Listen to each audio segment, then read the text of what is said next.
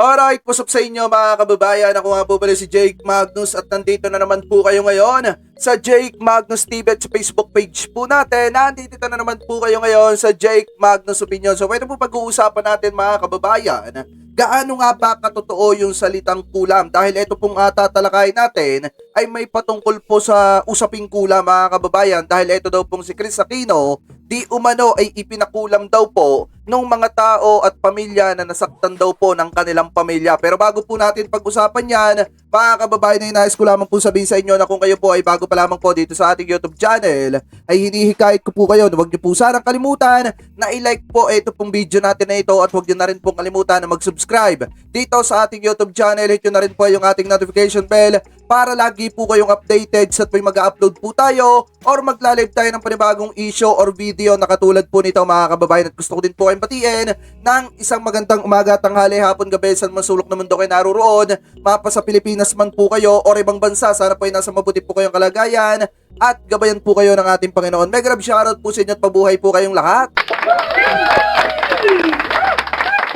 So anyway mga kababayan, bago tayo magpatuloy, yung mga nanonood sa atin ngayon, yung mga nakatutok, huwag nyo po sanang kalimutan na i-click nyo na yung like button dyan sa baba at huwag nyo na rin pong kalimutan na mag-subscribe mga kababayan. So eto, pag-usapan na po agad natin itong nakita nating balita. Galing po dito sa 1PH sa Christopher Minute mga kababayan, na kung saan natalakay po ni Nanay Christopher Minute yung patungkol sa kulam. At di umano, kinulam daw po dito ay walang iba kung hindi etong si Chris Aquino, kaya daw po ganon yung kalagayan mga kababayan. Dahil nga yung pamilya ni Chris Aquino is may mga nasaktan na mga tao mga kababayan, at yung mga nasaktan na mga taong yon is yun daw po yung nagpakulam dito kay Chris Aquino. Pero sa akin mga kababayan, kasi ako 50-50 ako, naniniwala ako sa kulam. May times din naman mga kababayan na hindi ako naniniwala. Kayo na lamang po yung bahala mag-analyze.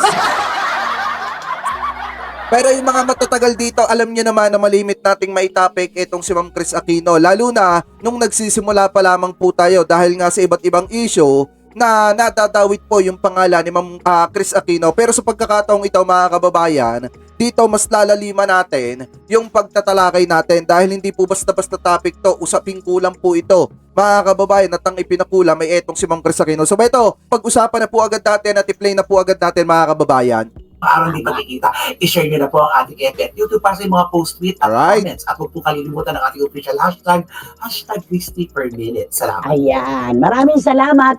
At syempre mga kapatid, alam naman po namin na kailangan natin talagang bilisan ang pagkukwentuhan ngayon. Pabaon namin ni Romel sa inyo sa 2 araw natin na pahinga.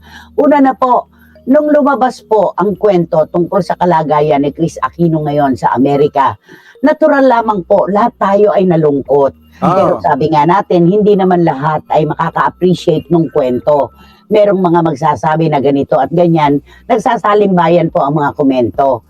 Pero syempre, hindi naman po kasi natin ikinatutuwa, ikinaliligaya ang mga kwento po na malungkot ng ating kapwa. Yan po ay ating pinakikinggan. Kung wala po tayong pwedeng sabihin na maganda, tatahimik na lang tayo, di ba?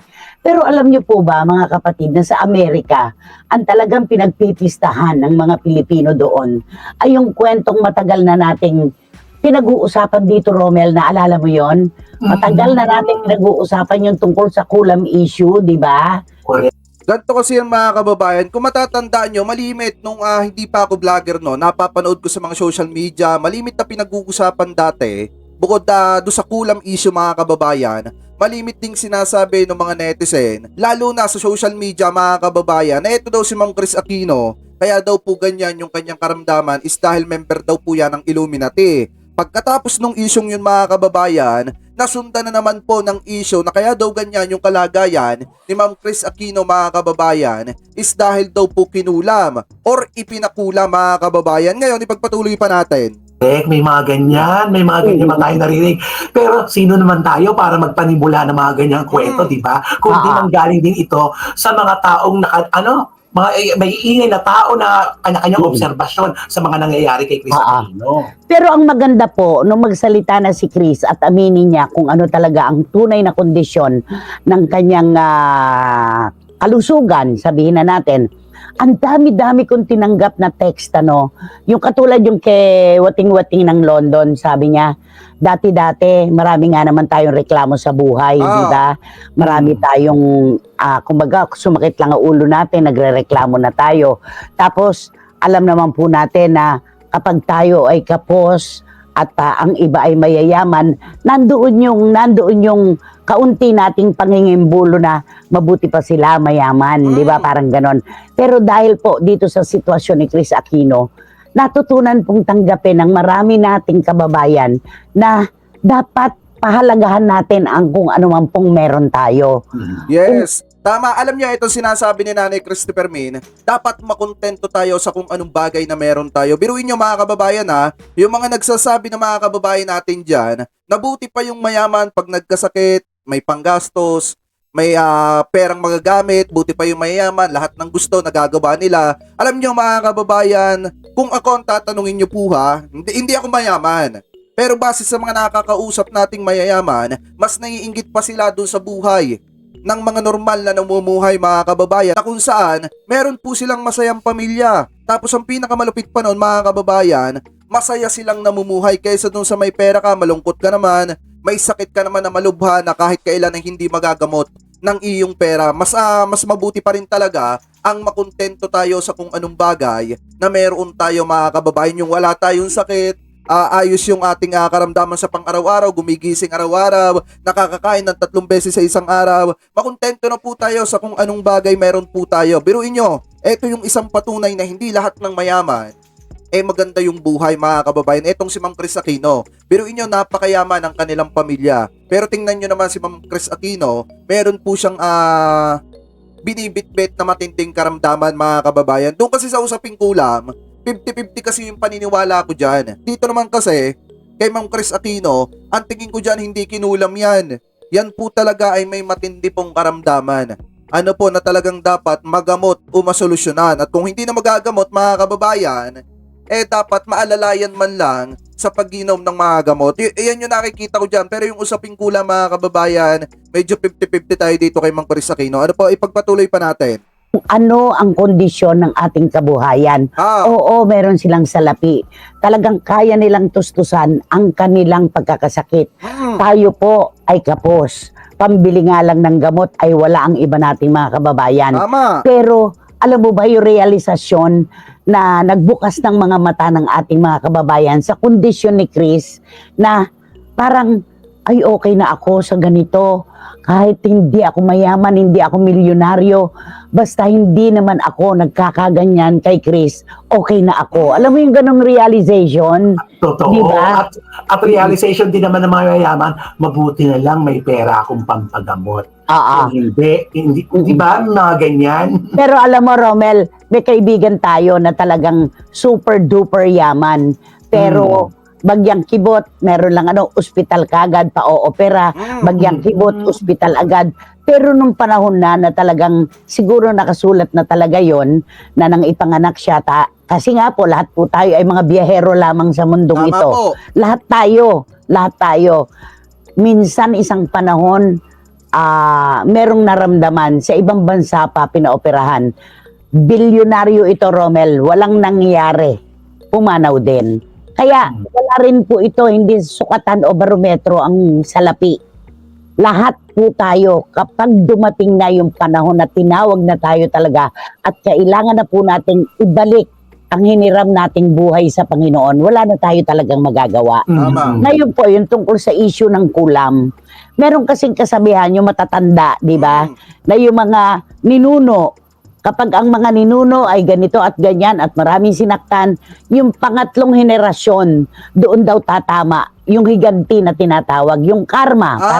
Parang ganito mga kababayan. Meron kasi tayong mga tinatawag na ninuno na kung saan mga kababayan, siguro yung mga ninuno natin may nagawang hindi maganda, tapos dun sa ginawa nila ng hindi maganda, isinumpa sila mga kababayan. May mga ganun kasi na paniniwala yung mga matatanda at pamahiin. Na kung saan, nung isinumpa daw yung mga una nating ninuno ay dinanas na nung pangalawa at pangatlong henerasyon hanggang sa kasalukuyan mga kababayan. Yun po yung sinasabi ng mga matatanda at yun ang inihahambing dito sa nangyayari kay Ma'am Chris Aquino dahil nga yung kanya mga ninuno daw di umano ay may mga nagawang kasalanan lalo na sa mga kababayan nating maliliit at siguro dun sa nagawa nila ng kasalanan mga kababayan baka isinumpa di umano yung pamilya nitong si Ma'am Chris Aquino kaya ganito yung dinadanas ng kanilang pamilya. Kaya kung mapapansin nyo po, ganito yung nangyayari dito kay Ma'am Chris Aquino kasi ang paniniwala nung iba ay di umano isinumpa or di kaya naman kinulam mga kababayan. Pero gaya nga nasabi ko sa inyo kanina, dito kasi 50-50 ako sa paniniwalang kulam at hindi. Dahil kung titingnan po natin, oo, totoo ang kulam mga kababayan. Pero dito sa lagay ni Ma'am Chris Aquino, baka ito yung may matinding karamdaman talaga na katulad ng sa kanyang kapatid mga kababayan. At siguro yung mga nagagalit dito kay Ma'am Chris Aquino, ito yung mga galit sa dilawan. Mga kababayan, kung iahambing natin sa politika, yung nangyayari ngayon kay Ma'am Chris Aquino, baka yung mga nagagalit sa kanya, mga bumabatikos, sinasabihang buti nga at nangyari kay Ma'am Chris Aquino ito, siguro ito yung mga galit sa dilawan mga kababayan na panatiko ng ibang politiko. Pero ako mga kababayan, hindi ako nagiging masaya kapag ka nagkikita tayo ng isang personalidad or isang artista na bumabagsak. Hindi lang yung kanyang personalidad at kabuhayan, kung hindi yung kanyang kalusugan mga kababayan. Kaya doon sa mga nanonood sa atin ngayon, ako nananawagan ako sa inyo na sana ipagdasal natin etong si Ma'am Chris Aquino na makasurvive sa kanyang pinagdadaanan na problema mga kababayan. Lalo na sa kanyang karamdaman dahil meron po siyang 2 anak na maiiwanan kung sakasakali na bumitaw ang kanyang katawan. Kaya sana ipagdasal po natin siya. Ipagpatuloy pa natin mga kababayan. Ganon. Oh. Parang ang sakit naman po yatang tanggapin na hindi naman si Chris Aquino ang nagkasala Tama. kung sakali man, kung sakali. At saka yun din yung isang dahilan mga kababayan. Tama po yung sinabi ni Nanay Christopher. Biruin nyo mga kababayan ha, napaka-unfair kasi ginawa ng kanya mga ninuno yun. Kung sakasakali man ginawa ng kanya mga ninuno yun. Pero ang nagsasuffer, etong si Ma'am Chris Aquino na wala namang kinalaman or wala namang kasalanan dun sa ginawa ng kanya mga ninuno. Kung totoo man, mga kababayan ha, baka sabihin ng iba, ikaw naman Jake, nagpapapaniwala ka sa ganyan. And then sa akin mga kababayan, kung totoo man, ano pa ipagpatuloy pa natin? Man na marami talagang nagagalit sa kanyang mga ninuno. Oh, Parang nakakalungkot namang isipin. Third generation, di ba? Kay Chris Okay. tumama. Basta ang mahalaga po, yung dasal. Gumagawa po talaga ng milagro ang mga panalangin. Kaya kung kailangan ng dasal ni Chris Aquino ngayon, bakit po tayo magmamaramot? tama. Di ba? Pwede naman nating ibigay. Yon. Kaya lang, yung issue po ng kulam, meron pang ang kwento na ang nagpakulam daw kay Chris ay ina ng isang nakarelasyon niya na nilait-lait niya. Ako naman hindi naniniwala doon. Di ba? Ang pinakamahalaga talaga, pananampalataya. Tama. At saka yung realisasyon na kapag po tayo talaga ay dumating na dun sa pinakadulo ng ating journey. Di ba? Paglalakbay, talagang doon tayo pupunta. Una-una lang po ang buhay, lahat tayo doon hahantong. Kaya lamang, kung maaari naman na bahaginan po natin si Chris Aquino ng kaunting panahon o mahabang panahon para sa panalangin. Sabi nga niya, I want to live, I refuse to die. We all refuse to die. Lahat po tayo, lalo na at may mga anak pa tayo na hindi natin nakikinita na handa na sa maaaring maganap. Ibigay na po natin kay Chris Aquino yung hinihingi niya. At tulungan din sana ni Chris ang kanyang sarili Tama. para umayos ang kanyang pakiramdam. Kasi mga kababayan, maraming naglalabasan na issue. May mga nabasa pa nga ako na issue patungkol dito kay Ma'am Chris Aquino na parang kahit anong araw mga kababayan is magi-stop yung pagtibok ng kanyang puso. Yun po yung mga nababalitaan at napapanood ko mga kababayan patungkol dito kay Ma'am Chris Aquino. Pero kung tutulungan niya yung kanyang sarili na lumakas, maging maayos mga kababayan, tingin ko makakasurvive siya sa kanyang pinagdadaanan yan. Pero kung hindi niya tutulungan yung kanyang sarili at magiging mahina siya, babagsak talaga mga kababayan ng matindi yung kanyang kalusugan. At hindi lang yun mga kababayan, baka nga magkatotoo yung kumakalat na balita na kahit anumang oras, maaaring mag-stop sa pagtibok yung kanyang puso. Kaya para sa akin, much better pa rin na tulungan ni Ma'am Chris Aquino yung kanyang sarili para makasurvive at para na rin sa kanyang mga anak mga kababayan. At sana yung mga taga-suporta ni Ma'am Chris Aquino, ganun din,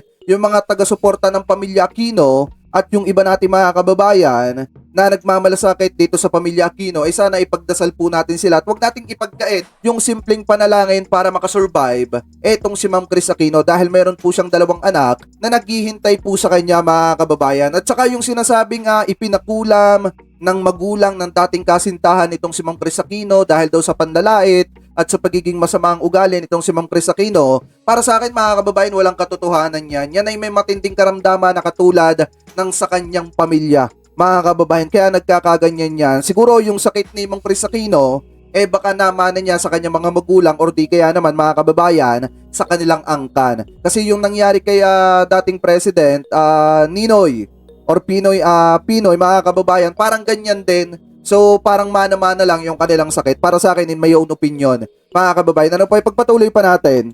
Yun naman yun, di ba?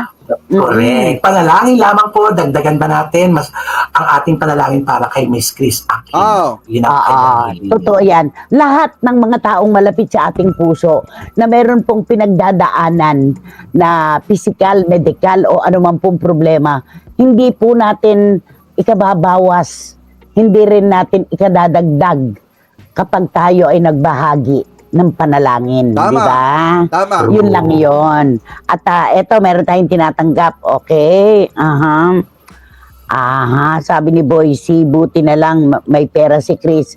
Kung sa ordinaryong tao nangyari yan at tinamaan ng sakit na yan, baka matagal na tayong tegi. Sabi nila, kaya sa kanya ibinigay yon, sakit na yon kasi kaya niya at mayaman siya. Hindi naman siguro nataon lang siya ang tinamaan.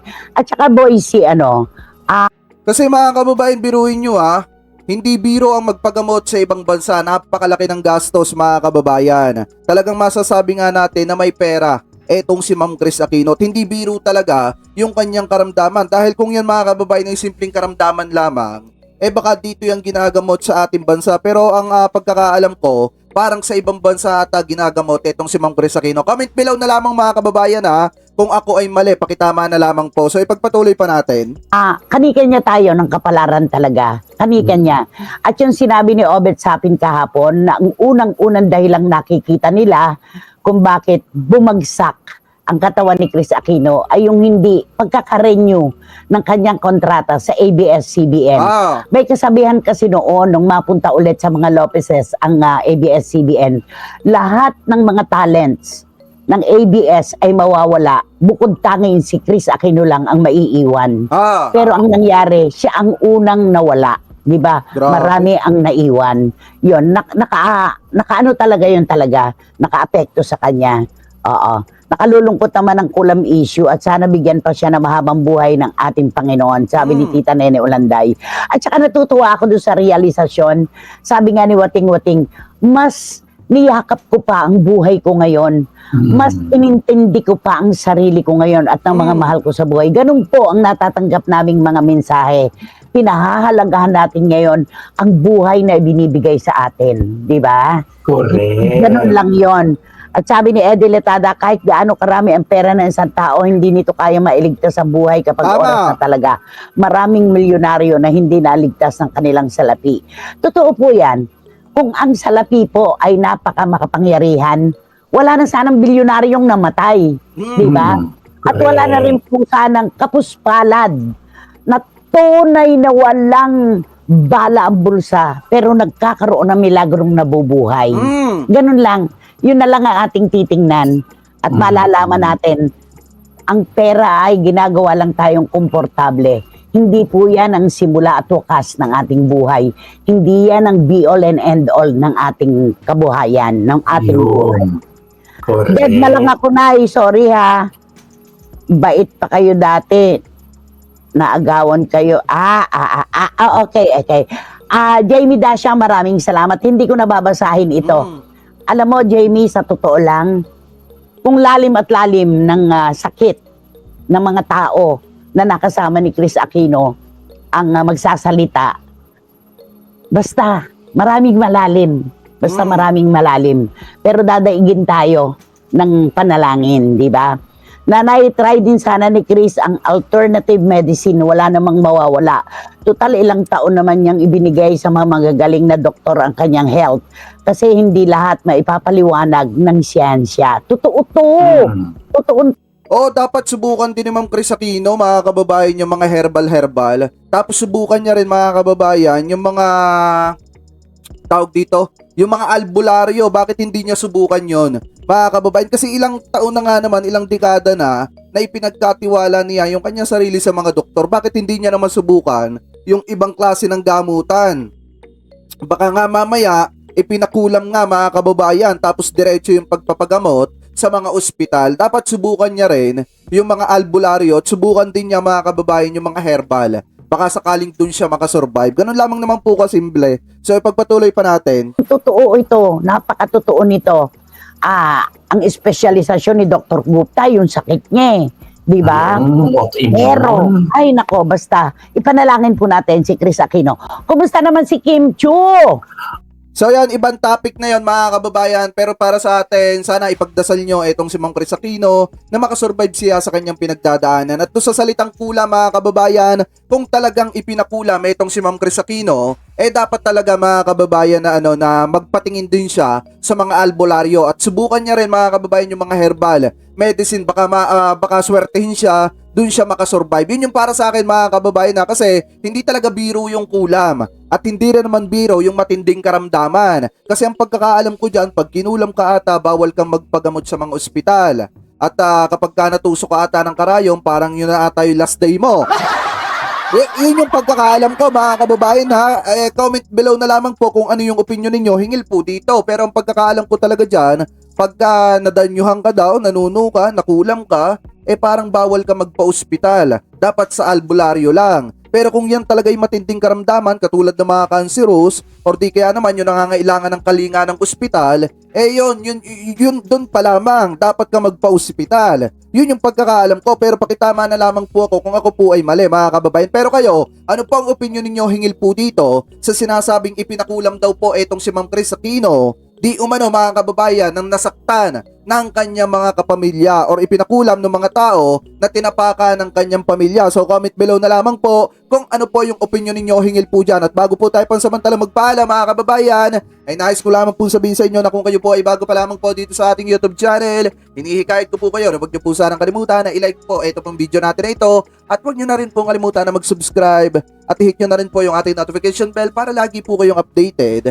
sa tuwing mag-upload po tayo ng panibagong video or issue na katulad po nito, mga kababayan. At gusto din po magpasalamat sa lahat ng Team Replay na katulad mo na hindi nakakalimutan na i-like yung video natin sa baba at hindi nakakalimutan na mag-iwan ng inyong mga komento. Maraming salamat din sa lahat ng Team Replay na hindi po nag-i-skip ng ating mga ads. Maraming salamat po. Ingat po kayo palagi. God bless po sa inyo. Thank you po.